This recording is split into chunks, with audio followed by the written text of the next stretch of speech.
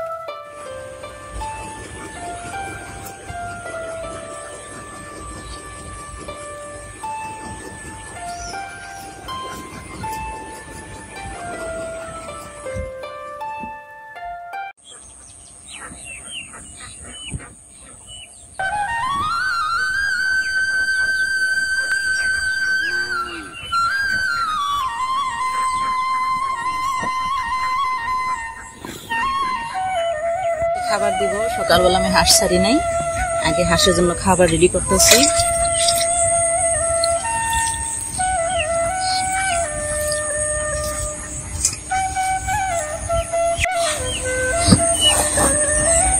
হাঁসের জন্য খাবার রেডি করতেছি, কারণ খাবারটা যদি আমি আগে দেই তাইলে ওদেরকে ছাইরেই ওরা খাবারটা খাইতে পারে, আর খাবার যদি আমি ওদেরকে ছাড়ার পরে দিই তাহলে ওদের যে লাফালাফি, ওদের আর খাবার পরে দেওয়া যায় না, নষ্ট হয়।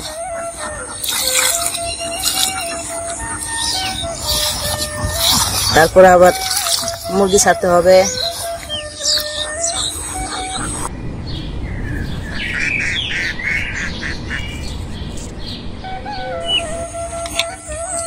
আমি এতগুলো খাবার দিলাম আমার 20টা হাঁস।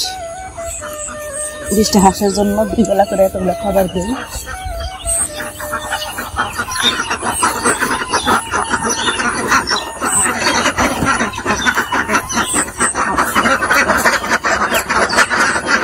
হাঁস আমার শব্দ পাই লাফালাফি শুরু করে দিচ্ছে।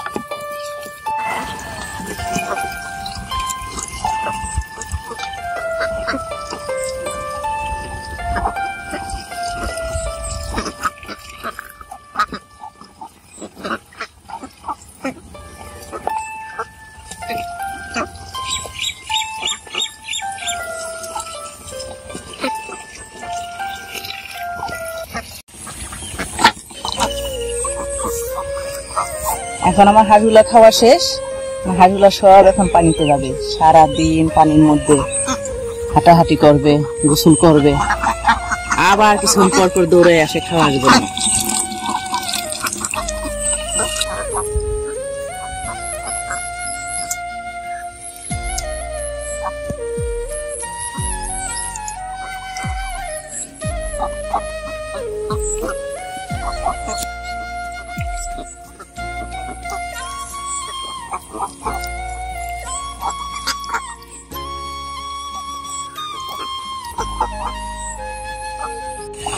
এটা আমার পুষ্করণী, এখানে আমি কিছু প্রথমে ভাবছিলাম মাছ ছাড়বো, তো ছাড়ছি, বেশ কিছু মাছ আছে, কিন্তু পুষ্করণীটা দেখে আমার মনে হইলো যে আমি পাশে একটু হাঁস আনি।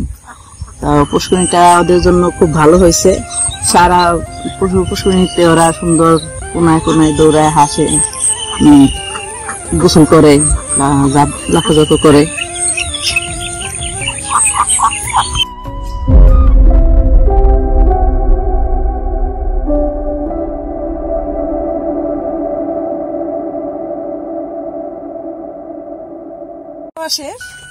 এখন ওরা একবার যে গোসল করে আসলো, আবার এখানে একটু দেখবে যে কোনো ধান আছে কিনা, এগুলো দেখা আবার পুষ্করিতে যাবে। পুকুরের চারপাশে খুব সুন্দর করে, মানে ওদের কোথায় ঘাস আছে, কোথায় শামুক আছে। আমি মাঝে মধ্যে 2-1টা শামুক আই না পুষ্করিতে ফালাই, কারণ আমার পুষ্করিতে শামুক কম। হাঁসগুলা এখন এই পুরা পুষ্করিটার মধ্যে ঘুরবে, আর ওই পাড়বে ওইটা করবে, সারা শরীর পরিষ্কার করে ওই বেড়া টপকাইয়া অন্য পাশে যাওয়ার চেষ্টা করবে। আমি মাঝে মধ্যে ওদের সাথে দৌড়াদৌড়ি করি, বাইরে থেকে দৌড়ে আবার ভিতরে আনি।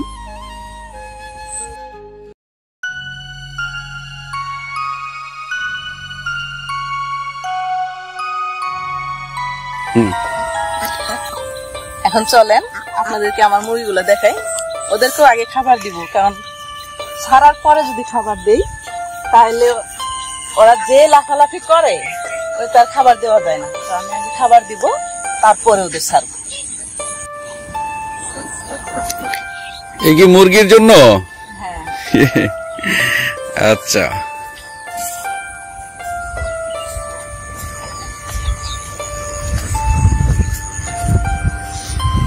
আমি এই বেড়াটা দিছি মুরগির জন্য, আরো উঁচা করে দিছিলাম, চারপাশটা খুব ভালো করে দিছিলাম, কিন্তু ঝড়ে এমন অবস্থা হয়েছে আমার বেড়াগুলো সবই একটু অন্যরকম হয়ে গেছে, পড়ে গেছে। তো কদিন পর পর ঝড় বৃষ্টি হয় তো অতটা ক্লিয়ার করা যায় না। আমি এই জিনিসটা, এই জায়গাটাও আগে অনেক পরিষ্কার রাখছিলাম, আপনারা আমার অন্যান্য ভিডিওগুলো দেখলে বুঝবেন। আমি পুরা একেবারে পরিষ্কার করে সাইজে রাখছিলাম, কিন্তু এখন ওই বৃষ্টিতে এমন অবস্থা হয়েছে।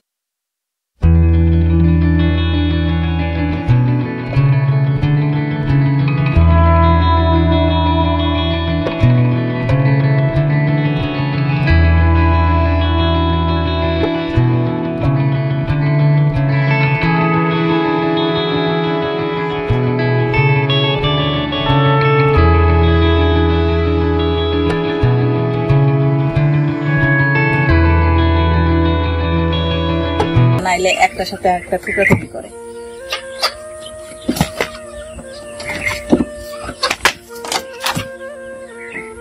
দেখেন বের হওয়ার জন্য কেমন লাফালাফি করতেছে ভিতরে।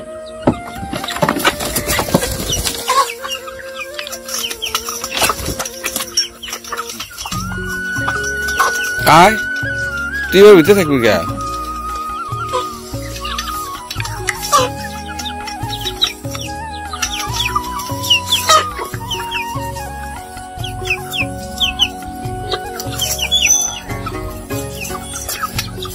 আমার 13টা দেশি মুরগি, 13টা দেশি মুরগি এখন পালতাছি। তো আপনাদের দোয়ায় হয়তো সামনে আরো বাড়বে। এই যে কিভাবে ওই জাল টপকায় চলে আসে। এখন আমরা আসতে দেই, কারণ হলো ওরা এখন এই পুরো বাড়িটা ছাড়া অন্য কোথাও যায় না। তো এই এতটুকু জায়গা ছাড়াও আমার এই পাশে আরো কিছু জায়গা আছে, এই কারণে ওদের কি করতেছি সম্পূর্ণটাই আটকানো আছে, তারপর আর কি করে উইরা উইরা উপর দিয়া, ছোট বেড়া হয়ে গেছে এখন, আগে অনেক বড় ছিল। এই উইরা উইরা চলে আসে, চলে আইসা সকল জমির যত পোকামাকড় এবং ঘাস আছে, তারপর আমাদের কিছু সকালবেলা এক্সট্রা ভাত থাকলে সেগুলো দিয়ে দেওয়া হয়। তারপর আবার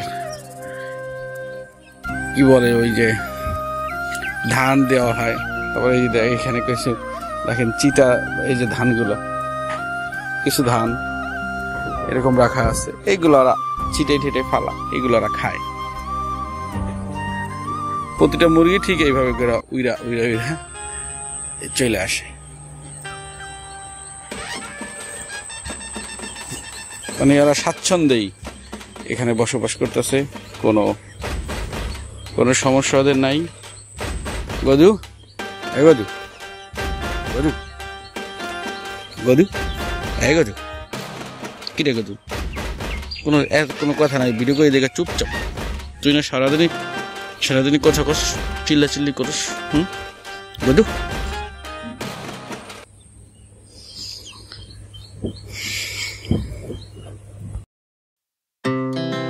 Our hearts beat to the city streets. We began to feel the fire.